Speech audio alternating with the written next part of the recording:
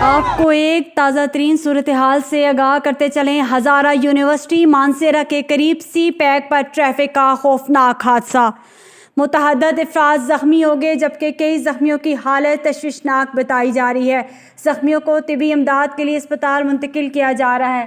एक बार फिर बताते चलें, हज़ारा यूनिवर्सिटी मानसेरा के करीब सी पैक पर ट्रैफिक का खौफनाक हादसा, मुतअद्दिद अफराद ज़ख्मी हो गए जबकि कई ज़ख्मियों की हालत तशवीशनाक बताई जा रही है।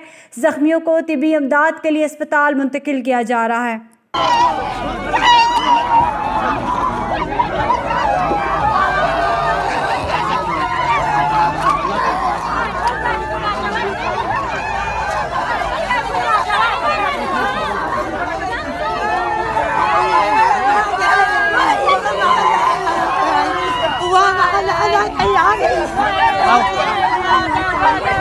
सुजुकी वाला किधर है? सुजुकी वाला गाड़ी